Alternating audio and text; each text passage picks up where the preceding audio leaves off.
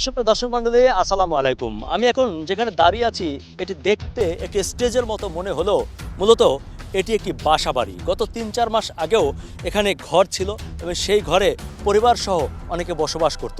কিন্তু গত ৩ মাসের মধ্যেই সেই বাড়িটি পদ্মায় এভাবে ভেঙে বিলীন হয়ে গেছে। শুধু এই বাড়িটি নয়, এখানে ১৫০টিরও বেশি বাড়ি পদ্মায় ভেঙে বিলীন হয়ে গেছে গত ৬ মাসের মধ্যে। আপনাদেরকে যদি দেখানোর চেষ্টা করি, এই নদীর মাঝ বরাবর কিংবা তার চেয়েও একটু ওই পাশে ছিল সমতল ভূমি, অর্থাৎ এই যেই ভূমিতে আমি দাঁড়িয়ে আছি সেটি নদীর মাঝ কিংবা তার চেয়েও বেশি দূরে ছিল। সেটি ভাঙতে ভাঙতে এখানে এসে ঠেকেছে। গত ৬ মাসে ১৫০টিরও বেশি ঘরবাড়ি হারিয়ে গেছে এই পদ্মার বুকে। নদীর পথ কিছুদিন পর পর পরিবর্তন হয়, এটি একটি প্রাকৃতিক ব্যাপার। কিন্তু তাছাড়াও অনাকাঙ্ক্ষিতভাবে ড্রেজিং করার ফলে প্রায় নদীপথের গতি পরিবর্তন হয়ে এভাবে শত শত পরিবার গৃহহীন হচ্ছে। কথা হচ্ছে, এই সমস্যার সমাধান কোথায়? দর্শক মণ্ডলী, এই সমস্যার সমাধান খোঁজার জন্য আপনাদেরকে নিয়ে এসেছি শরীয়তপুরের মাঝেরঘাট এলাকায়। চলুন আমার সাথে। পদ্মা নদী, কেউ কেউ বলে সর্বনাশা পদ্মা। বাংলাদেশের গভীরতম এই নদী প্রায় প্রতি বছর তার গতিপথ পরিবর্তন করে, আর সেই পরিবর্তন হয় মানুষের জীবন ও মালের সর্বনাশ করে।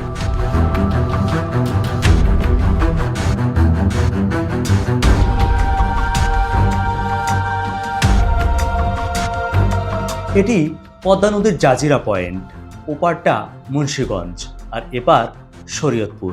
পদ্মা সেতু তৈরি করার সময় এখানে করা হয় শহর রক্ষা বাঁধ।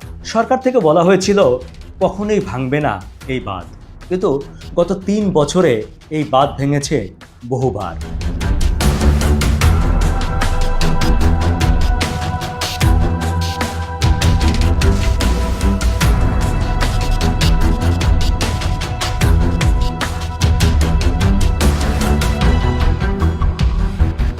এটা তো আপনাদেরই বাড়ি ছিল। জি, একটু শুরু থেকে বলুন তো কিভাবে কি হলো। দেখা গেছে যেই বেড়িবাঁধ করেছে সেই বেড়িবাঁধটি আসলেই মজবুত না। আমাদেরকে সান্ত্বনামূলক একটা বেড়িবাঁধ দিয়ে আমাদেরকে এই ঘর ভারী করে শেষ পর্যন্ত আমাদের সেই ঘর বাড়ি আবার পদ্মার ভাঙনে বিলীন হয়ে যায়। হাজারো পরিবার এখানে রয়েছে, প্রায় শতাধিকের উপরে পরিবার ধ্বংস হয়েছে, ঘরবাড়ি গৃহহারা হয়েছে। তারা এখনও ঘরবাড়ি উত্তোলন করতে পারেনি, এমনকি আমিও পারিনি।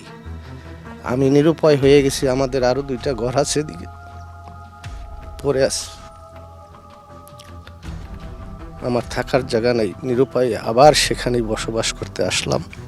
আর এদিকে লক্ষ্য করলেই দেখা যায় এখনও ভিটা বাড়ি অনেক পড়ে আছে।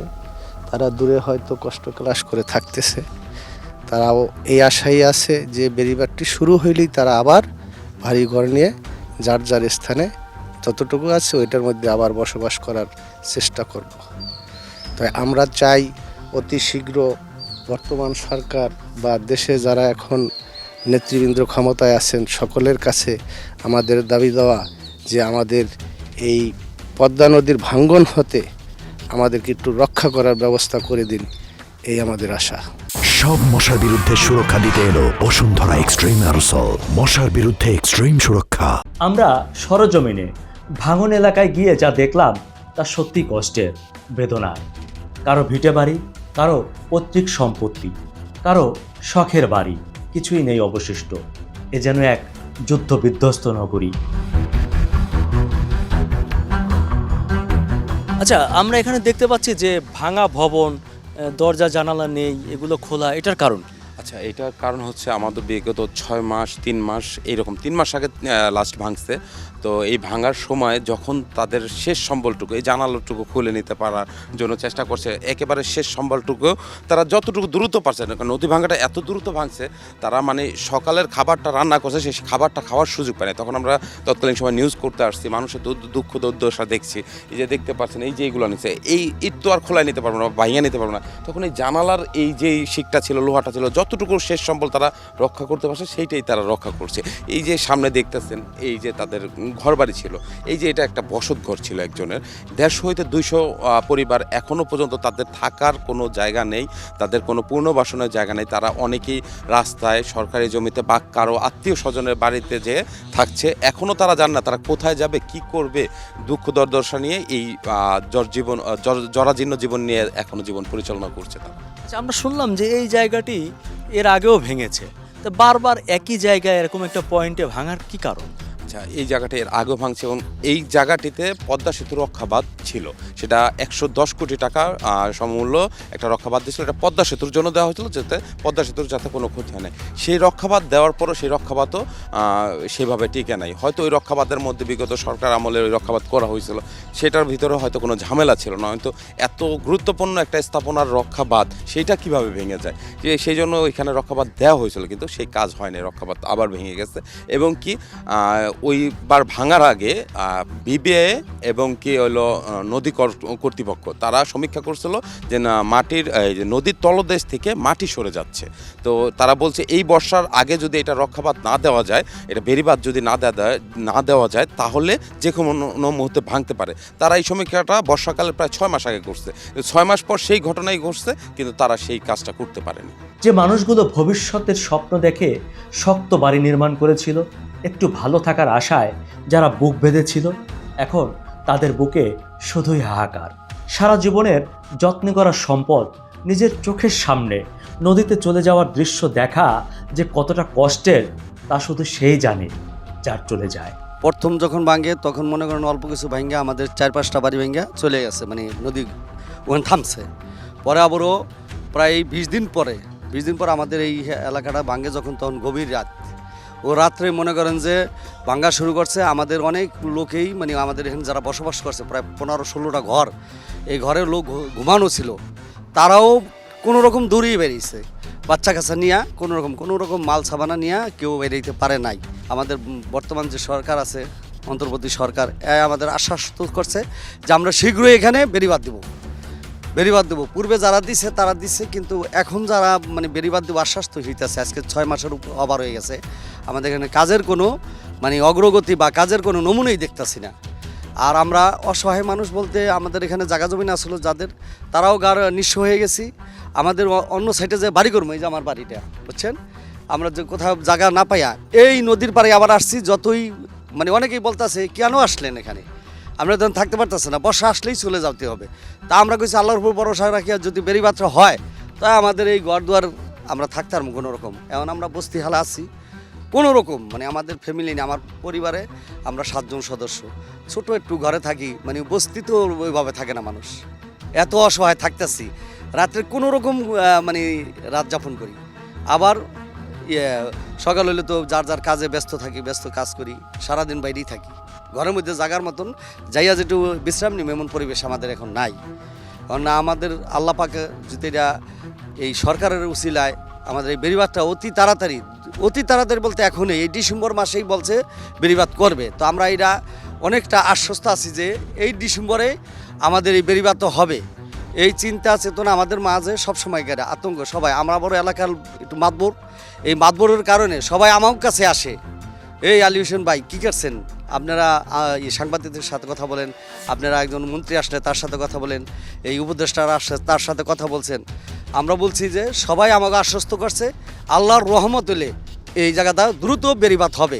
মানে এই বেড়িবাঁধ যদি আমাদের দ্রুত করে তাহলে আমরা এখানে প্রায় 300 পরিবারের ওভার আছি। মনে করেন আমাদের পূর্ব নরমের মধ্যেই হেপর ফালচ্চর, হেপর আবার আছে আপনার বড়গান্ধী ইউনিয়ন, এমন কয়েকটা ইউনিয়ন, এদের পশ্চিম নাড়ুয়া, এমন 5-7টা ইউনিয়নের লোক প্রায় 15 থেকে 2000 লোক নদীর পাড়ে বসবাস করি। এরা আতঙ্ক, রাত্রে শুইলেও আতঙ্ক থাকি আমরা। আমাদের উপস্থিতি দেখে এই বৃদ্ধা আমাদের কাছে চলে আসে এবং কাঁদতে থাকে। আমরা জানতে পারি সর্বনাশা পদ্মা তার বাড়িঘর সব গিলে খেয়েছে। এখানে বসে আছেন কেন? আমি বসে আছি একটু কথা কওয়ার জন্যে। আচ্ছা বলেন, কি হয়েছে? আপনার বাড়ি কই ছিল, কোনখানে ছিল? আমার বাড়ি কৃষ্ণনগর দৈনিক বাজার আসলো, সেখান থেকে ঠেলতে আসলো এই চরে কাঠ ব্রিজে 12-13 বছর থাকিয়া, এরপর লালচাঁদ মাদ্র চেয়ারম্যান পাঠাইছিল ওই চরের থেকে 4 বছর থাকিয়া গাঙ্গে ভেঙে গেছে, এখন ওই ভাঙ্গা পুজোতে আসি আপাতত। আপনার বাড়ি যেখানে ছিল সেটা কি এখন নদীর মধ্যে? জি, বাড়ির কোনো চিহ্ন এখন আর নাই? না নদীর মধ্যে। কবে ভাঙছে আপনার বাড়ি? আরো 4-5 মাস আগে ভাঙছে। হ্যাঁ, তা আপনি এখন কই থাকেন? এখন ওই ভাঙ্গা নদীতে ভাঙ্গা যারা না প্রজেক্টে জায়গা দিছে আপাতত, এখন হে না আছি, আমিও ওই নিয়ে আছি। আমিও খুব এই যে একজনের বাচ্চা গেছিলাম, এই যে 3 কেজি চাল দিছে, এই যে দুপুরে খাওয়াই দিল, এই যে আমি অনেক অসহায় বাবা। আমি এই জায়গা জমিন করে 3 লাখ টাকা ভাঙ্গিয়া লাইছি, 3 পয়সার কাছে আয় নাই। দর্শক মণ্ডলী, মানুষ শখ করে এবং আশা করেই তো এত সুন্দর ভবন তৈরি করে। দেখুন, ভবনটা দেখলে মনে হয় কোনো এক রাজপ্রাসাদ। নিশ্চয়ই অনেক আশা করে এবং কয়েকশো বছর থাকার চিন্তা করে এমন সুন্দর ভবন করেছিলেন কেউ। কিন্তু এর যদি পেছন সাইডটা একটু আপনাদেরকে দেখাই, দেখুন পুরোটা ফাঁকা এবং এর বিভিন্ন অংশ অলরেডি যার বাড়ি তিনি খুলে নিয়েছেন এবং এই পেছনের অংশটা দেখা যাচ্ছে যে দরজা জানালাগুলো নেই, সব খুলে নিয়ে যাওয়া হয়েছে এবং এই বাড়ির মালিক প্রহর গুনছেন যে কোনো দিন, যে কোনো সময়, যে কোনো মুহূর্তে হয়তো এই বাড়িটি নদী গর্ভে বিলীন হয়ে যাবে। কখনো এমন হয়েছে যে সকালে দেখেছেন একদম ফিটফাট বাড়ি, কিন্তু ঠিক দুপুরের মধ্যে নদী গর্ভে হারিয়ে গেছে। এই বাড়ির মালিকও তেমন দুশ্চিন্তার কারণে নদী একদমই কাছে চলে এসেছে। সেই দুশ্চিন্তার কারণে এই বাড়ির মালিক এই বাড়ি ছেড়ে চলে গেছে এবং এই বাড়ির আসবাবপত্র এবং দরজা জানালা যা যা ছিল, যে যতটুকু পারছে সেখান থেকে খুলে অন্যত্র নিয়ে গেছে, যাতে অন্তত শেষ সম্বলের কিছুটা হলেও বাঁচাতে পারে। আপনাদেরকে এদিকেও যদি দেখাই, এখানে অনেক টিন, কাঠ এবং ঘরের বিভিন্ন পার্ট এখানে স্তূপ করে রাখা হয়েছে। ওই দিকে আছে, ওই পেছন দিকে আছে, ওই দিকেও আমরা দেখতে পাচ্ছি যে ঘরের প্রধান ফটক, যেখানে দরজা জানালাগুলো এখনও স্পষ্ট দেখা যাচ্ছে। দর্শক মণ্ডলী, এই বাড়িগুলো অনেকখানেই ভেঙে গেছে এবং সেই ভাঙা অংশ থেকে যারা পেরেছে সেই বাড়ির কিছু অংশ এখানে এসে সেভ করে রেখেছে এবং এখানে আমরা আরও একটা বাড়ি দেখতে পাচ্ছি। এই যে বাড়িটি, সেই বাড়িটিও খুলে রাখা হয়েছে এবং সেই বাড়িটিও খুলে এখান থেকে মালপত্র, আসবাবপত্র এবং ঘরের যে যন্ত্রাংশ যেগুলো খোলা যায় সেগুলো খুলে অন্যত্র সরিয়ে নেওয়া হয়েছে এবং স্তূপ করে রাখা হয়েছে, যেন যে কোনো মুহূর্তে ভাঙল আসলে অন্তত সরিয়ে ফেলে কিছুটা হলেও এই টিন কাঠ সেভ করা যায়। কারণ যে কোনো মুহূর্তে চলে আসবে নদী ভাঙন। হয়তো রাতে ঘুমিয়ে আছে, সকালবেলা উঠেই দেখবে যে ভেঙে নিয়ে গেছে বাড়ির অর্ধেকটা অংশ। এখানকার নদী পাড়ের মানুষগুলোর জীবন ঠিক এমনই। কখন আমাদের ঘর চলে যাবে, বাচ্চা কাচ্চা নিয়ে বেরিতে পারবো কিনা, এই আতঙ্কতে আমরা বসবাস করতেছি। কারণ আমরা বিশেষ করে আমাদের বর্তমান সরকার মহোদয়ের কাছে বা ভবিষ্যতে যারা সরকার হবে তাদের কাছে আমরা এটা আকুল আবেদন করব যে দ্রুত আমাদের বেরিবারটাই আমরা চাই। আমাকেও টাকা পয়সার দরকার নাই, আমরা আল্লাহর রহমতে খেটে খেতে পারি, কাজ করে খাই। আমরা পরের উপরে যে একদিন দিবে তাতে তো আমাদের হবে না, আমাদের বছরের পর বছর কাজ করে খাই দিব। তা আমরা চাই কি কোনো রকম একটু পূর্ণ বাসটা, আমাদের বাস স্ট্যান্ডটাও যখন বসবাস করতেছি, আমাদের নিজস্ব জমিন বাপদাদার সম্পত্তিতে এখনও আছে, আর অনেক জমিন ভেঙেই আছে। এই নদীটা পুরাটাই আমাদের মধ্যে, এই নদীটা পুরাটাই আমাদের গ্রাম ছিল অনেক দূর পর্যন্ত, ওপার পর্যন্ত। ওপার ভাঙতেছে, এপার ভাঙতেছে, আমাদের কুল কিনার নাই। যদি আল্লাহ পাক আমাদের একটু আশ্বাস দেয় বা এই সরকার যদি আল্লাহর রহমত হয় আর এই সরকার যদি আমাদের উপর একটু করে, মানে বিনয় করে, মানে একটু আশ্বস্ত করে যে হ্যাঁ বেরিবাদ জলদি করব। আর বেরিবাদের অপেক্ষায় আমরা এখানে ফিরা বাড়ি করছি। এখন যদি বেরিবাদটা করে তো আমাদের এই নদীর পাড়ে যারা আছি সবার একই কথা যে আল্লাহর রহমত, আমরা সরকারের কাছে একটাই চাই, পরবর্তী যে সরকার আসবে তার কাছে আমাকে এই আবেদনই যে আমাদের বেরিবাদটা হোক। আমাকে চাওয়া পাওয়া একটাই বেরিবাদ। দর্শক মণ্ডলীর নদী ভাঙন কতটা ভয়ঙ্কর হতে পারে তার একটি রূপ আপনাদের দেখানোর চেষ্টা করছি। আমি এখন যেখানে দাঁড়িয়ে আছি এটি ছিল একটি দোতলা মসজিদ। সেই মসজিদের মেম্বারটি এখনও আছে। আমি দেখতে পাচ্ছি যে পুরোটা মসজিদ একেবারে দুমড়ে মুচড়ে ভেঙে পড়েছে এবং বাকিটিও যে কোনো সময় তলিয়ে যাবে। আরও দুঃখজনক বিষয় হচ্ছে এই মসজিদের পাশেই ছিল একটি কবরস্থান, যেটির এখন কোনো রকম অস্তিত্ব নেই। এলাকার মানুষের সাথে আমি কথা বলেছি, সবাই আফসোস করে একটা ব্যাপার বলছিল যে আমাদের বাড়ি ঘর সব ভেঙে নদীর মধ্যে বিলীন হয়ে গেছে, সেটার জন্য কষ্ট নেই, আফসোস লাগছে না। কিন্তু সবচেয়ে বড় আফসোস লাগছে আমার বাবার কবর, আমার মায়ের কবর, তাও এই নদীর মধ্যে হারিয়ে গেছে। এখন বাবা মায়ের কবরের কাছে এসে যে দোয়া দুরুদ পড়ব, মোনাজাত করব, সেই জায়গাটিও আমাদের আর অবশিষ্ট রইল না। বাংলাদেশের নদীর গতিপথ, নদীর ভাঙন নিয়ে বহু গবেষণা হয়, কিন্তু সেই গবেষণার ফল বাস্তব ক্ষেত্রে কাজে লাগানো হয় না বললেই চলে।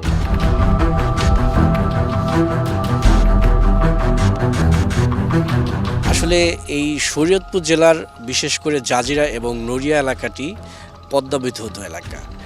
এই এলাকাগুলোতে প্রায় 10 থেকে 15 বছর আগে থেকেই এই ভাঙন কবলিত এলাকা হিসেবে পরিচিত। তো এই ভাঙনগুলো আসলে প্রধান কারণ হচ্ছে এই নদীতে যেই অপরিকল্পিত ড্রেজিং হয়, এটার কারণে আসলে ভাঙনগুলো তীব্রতা বাড়ে। তো এই যে বাজিরঘাটে যেই সর্বশেষ ভাঙনের শিকার হয়েছে মানুষ, এটার ব্যাপারে হচ্ছে যখন ভাঙনটা শুরু হয় তার 6 মাস আগেই সেতু কর্তৃপক্ষ এবং পানি উন্নয়ন বোর্ড যৌথ একটা সমীক্ষা করে। সেই সমীক্ষায় তারা পায় যে নদীর তলদেশ থেকে মাটি সরে যাওয়ার কারণে ভাঙনের তীব্রতা বাড়তে পারে এবং অনেক বেশি ক্ষতি হতে পারে। কিন্তু তারা এই যে এত গবেষণা করলো, এত কিছু সমস্যা পেল, এরপরে তারা বলল যে প্রকল্প যদি অনুমোদন হয় সেই ক্ষেত্রে তারা কাজ শুরু করতে পারবে, নয়তো মানুষের বিপদে পড়তেই হবে এরকম। তো পরবর্তীতে তাদের কাছ থেকে আমরা গণমাধ্যম কর্মী হিসেবে তাদের কাছ থেকে জানতে চেয়েছিলাম যে আসলে আপনাদের পক্ষ থেকে কী উদ্যোগ নিয়েছেন। তারা আমাদের জানিয়েছে যে আমরা প্রস্তাবনা পাঠিয়েছি, এখন মন্ত্রণালয় বা অধিদপ্তর যদি অনুমোদন দেয় সেই ক্ষেত্রে আমরা কাজ শুরু করতে পারবো। তখন দেখা যায় যে আমরা অপেক্ষায় ছিলাম যে আসলে এরকম একটা সেনসিটিভ জায়গা, এখানে কোনো ধরনের ব্যবস্থা যদি না নেওয়া হয় তাহলে মানুষ অনেক বিপদে পড়বে, সেটা চিন্তা করে হলেও ব্যবস্থাটা দ্রুত করবে। তো সর্বোপরি দেখলাম যে আমাদের জেলার যেই প্রশাসন বা সংশ্লিষ্ট কর্তৃপক্ষ, এদের আসলে গাফিলতি অনেক বেশি, কারণ এরা আসলে সদিচ্ছা নিয়ে কাজ করেনি। এরপরও এই যে ভাঙনটা হয়েছে তার আগ দিয়ে এর আশপাশ দিয়েই ড্রেজিং হয়েছে, অনেক বেশি ড্রেজিং হয়েছে অপরিকল্পিতভাবে, সেগুলো তারা সঠিকভাবে মানে বন্ধ করতে সক্ষম হয় নাই। তো সর্বশেষ যখন বর্ষা চলে আসলো, তাদের সমীক্ষা অনুযায়ী যে বর্ষার সময় সবচেয়ে বেশি ভাঙন কবলিত হবে, ঠিক সেটাই ঘটলো।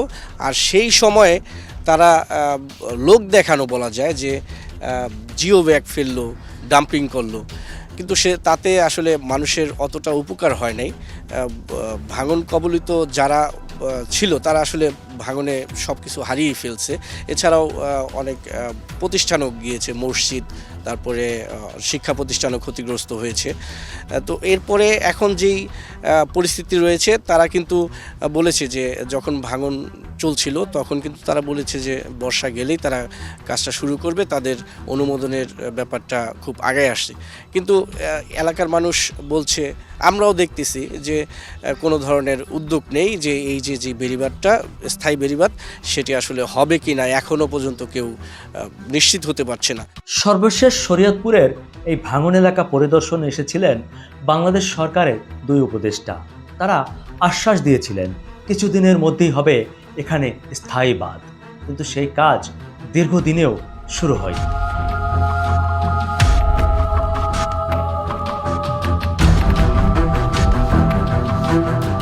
আমাদের দেশে যে কোনো ঘটনা কিংবা দুর্ঘটনা ঘটলেই তদন্ত কমিটি হয়, বিশেষজ্ঞরা বিভিন্ন মতামত দেন। তবে পরবর্তীতে আমরা অনেকেই সেই বিশেষজ্ঞ মতামত ভুলে গিয়ে যে যার মতো কাজ করি, আর এ কারণেই এরকম দুর্ঘটনা কিংবা নদী ভাঙন বারবার ঘটতেই থাকে। স্থানীয় মানুষজন এবং বিশেষজ্ঞরা বলছেন এখানে একটি স্থায়ী বাঁধ নির্মাণ করা হলে এবং নদী শাসন করে এখানে একটি স্থায়ী বাঁধ দিলেই এই সমস্যার সমাধান সম্ভব। দর্শক মণ্ডলী, আপনারও চোখ কান খোলা রাখুন। আপনার চোখে যদি এমন কোনো সমস্যা দেখা দেয় তাহলে আমাদের মাধ্যমে সমাধান খোঁজার চেষ্টা করুন। স্ক্রিনে দেখানো এই নাম্বার কিংবা এই ফেসবুক পেজের মাধ্যমে আপনিও চাইলে আমাদের সাথে যোগাযোগ করতে পারেন।